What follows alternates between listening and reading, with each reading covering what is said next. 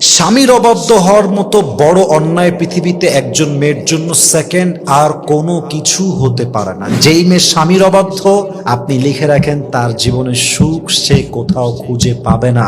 স্বামীর অবাধ্য যে মেয়ে হয়, ওর একুলেও সুখ নাই, ওকুলেও সুখ নাই। আপনি যদি স্বামীর অবাধ্য হন, এই স্বামী আপনাকে তালাক দেবে। আপনি সেকেন্ডলি আবার বিয়ে করবেন, ওখানে আবার মানবেন না, ওখানে আপনি আবার তালাক খাবেন।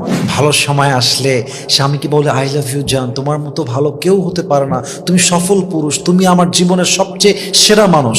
আর খারাপ সময় আসলেই যেই বউটা স্বামীকে সবচেয়ে বেশি ভালোবাসতো, সেই বউটার রূপটা পর্যন্ত চেঞ্জ হয়ে যায়, ঠিক কিনা বলেন? বিবাহিত হওয়ার পরে মেয়েরা কোন ভুল করে যে ভুলের জন্য তার জীবনটা নষ্ট হয়ে যায়? আগেই বলেন, আল্লাহ যেন আমাদের সবাইকে, প্রত্যেকটা মা বোনকে আমল করার তৌফিক দান করে। পড়েন সবাই আমিন। এক নাম্বার, বিয়ের পরে প্রথম ভুল একজন মেয়ের জীবনে স্বামীর অবাধ্য হওয়া।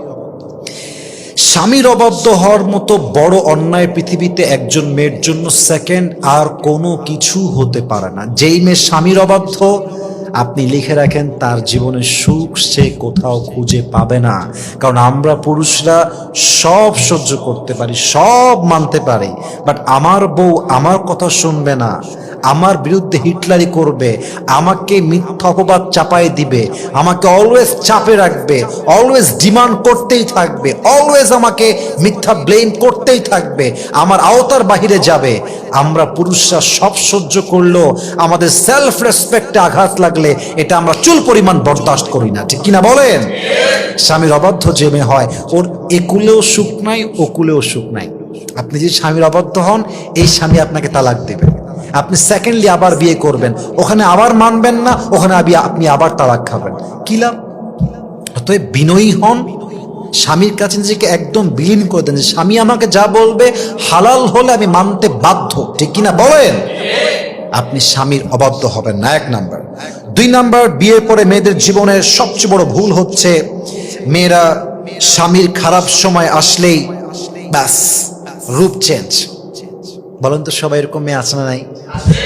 ভালো সময় আসলে স্বামীকে বলে, আই লাভ ইউ জান, তোমার মতো ভালো কেউ হতে পারে না, তুমি সফল পুরুষ, তুমি আমার জীবনের সবচেয়ে সেরা মানুষ।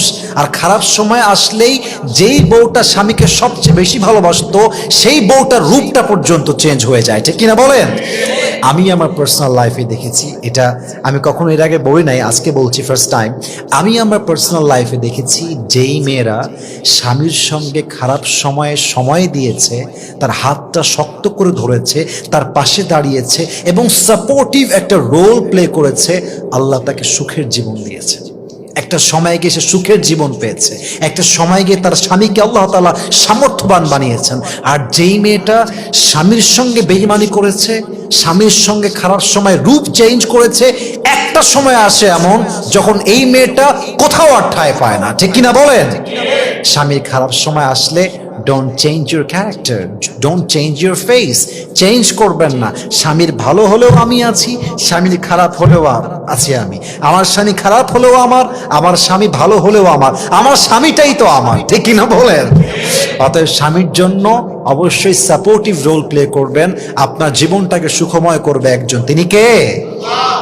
তিন নাম্বার, অনেক মেয়ে দেখবেন স্বামীর বাড়ির কথা অন্য বাড়ি দিয়ে লাগায়।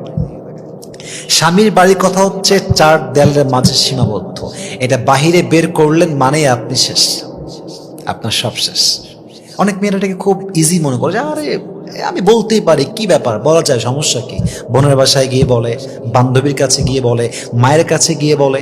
ইভেন আমার তো মনে হয় যে আজকালকার যুগে বেশিরভাগ ডিভোর্স হয়ে যায় জাস্ট মেয়ের মায়ের কুটনামির জন্য, ঠিক কিনা বলেন? মেয়ের মা মেয়েকে কল দিয়ে দিয়ে কুটনামি শেখায়, এইটা করবি, ওইটা করবি না, ওইটা বলবি, এইটা বলবি না, এমনে এমনে এমনে এমনে শিখায় দেয়। আর মেয়েটা যখন ওরকম অ্যাক্ট করে মায়ের কথা অনুযায়ী, পুরুষের মন থেকে উঠে যায়। এই জন্য মেহেরবানি করে স্বামীর বাড়ির কথা স্বামীর বাড়িতেই শেষ। যখন মায়ের বাসায় যাবেন, ভিন্ন বিষয় আলাপ হবে, স্বামীর বিরুদ্ধে কোনো কথাই হবে না। স্বামী আমার ভালো হোক, স্বামী আমার খারাপ হোক, স্বামী একমাত্র আমার। স্বামীর ব্যাপারে খারাপ কথা বলা মানেই মাথায় রাখবেন, যেই মেয়ে তার স্বামীর সম্মানকে নিচু করে, সে তার স্বামীর সম্মানকে নিচু করে না, সে তার নিজের সম্মানকে নিচু করে।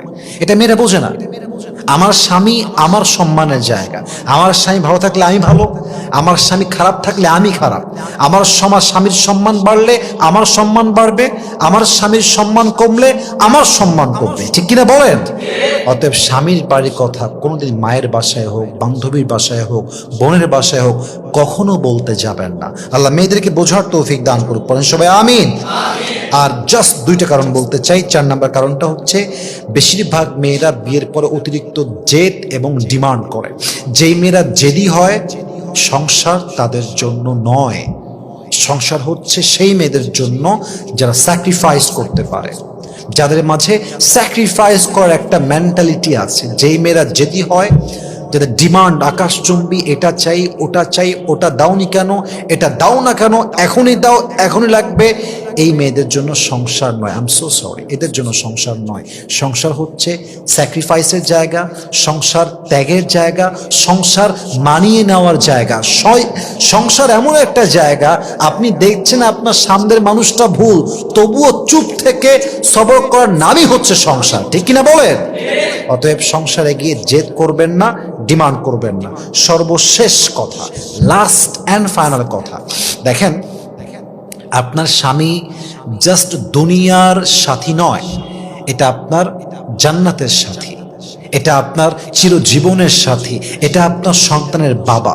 অতএব স্বামীর কাছে যখন যাবেন, যদি আপনার জীবনে এমন কোনো অতীত থাকে, এমন কোনো দাগ থাকে, এমন কোনো বিষয় থাকে যে বিষয়টা উল্লেখ না করলে বিয়ের কয়েকদিন পরে প্রমাণিত হয়ে যাবে, আমি আবারও বলছি, এমন কোনো চরিত্রের দাগ, কলঙ্কের দাগ, যা আপনার স্বামী জানলে আপনাকে তালাক দিতে পারে, আপনার সঙ্গে সংসার ভাঙতে পারে, এটা বিয়ের আগে বলে দেন যে দেখেন আমার অবস্থান এইরকম, এবং এটা আজ হোক কাল হোক প্রকাশিত হয়ে যাবে আপনার কাছে। অতএব আমি আগেই স্যারেন্ডার, আমার এই মিস্টেকটা আছে, আমার এই কলঙ্কটা আছে, হতে পারে আমি ডিভোর্সি, হতে পারে আমার অন্য কোথাও অবৈধ সম্পর্ক ছিল, হোয়াট এভার ইট ইজ, যেটা প্রকাশিত হবেই একদিন, এটা আগেই বলে দেওয়া উত্তম। কারণ আপনি যখন আপনার চরিত্রকে গোপন রেখে বিয়ে করেন, আপনার স্বামী আপনাকে ভালো ভেবে বিয়ে করে, আর যখন বিয়ের পরে চরিত্র খারাপ প্রমাণিত হয়ে যায়, আপনার স্বামীর মনটা ভেঙে চুরে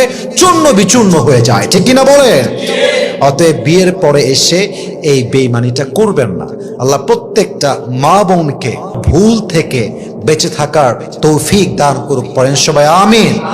এবং প্রত্যেকটা মা বোনকে আল্লাহ তাআলা এই প্রত্যেকটা বিষয় থেকে সাবধান হয়ে চলার তৌফিক দান করুক, পড়েন সবাই আমিন।